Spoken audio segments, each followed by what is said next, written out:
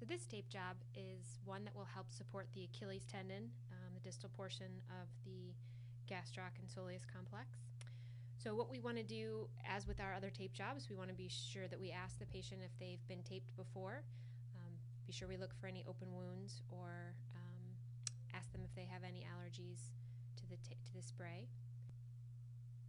And of course, we want to be sure, as we do with the other tape jobs, be sure they've been evaluated by an athletic trainer to be sure this is the correct technique for them.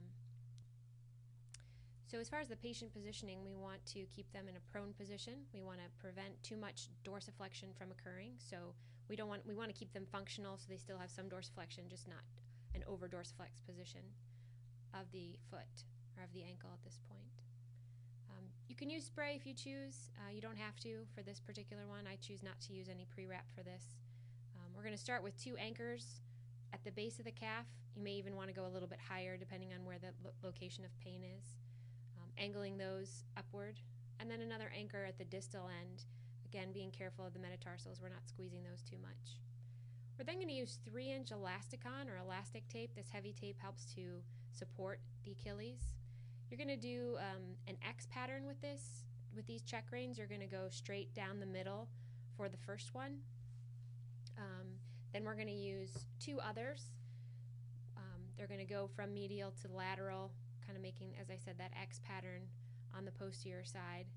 As the gastroc has a medial and lateral head, these are kind of imitating those, the pull of the muscle in those 2 directions. You can choose, if you'd like, to split the tape at the proximal and distal end if they're not adhering well to the patient and you want to wrap around either the foot or the calf. You can do that there. But if it's not a problem, there's no need to do that. Just kind of tuck in the ends right at the Achilles. It helps to decrease any bulkiness of the tape.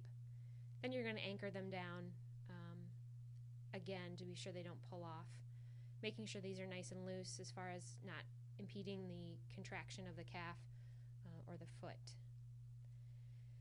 Then the last portion of it is just to close off with some power flex.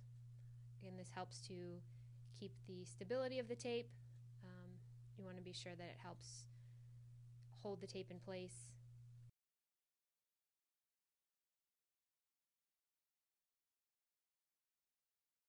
You can leave the heel portion open just to allow for easier motion for the patient. And then you're finished. You want to check to see how much dorsiflexion they have. They're still able to get through a functional motion, and then make sure they test it functionally by stepping down and performing some functional tasks.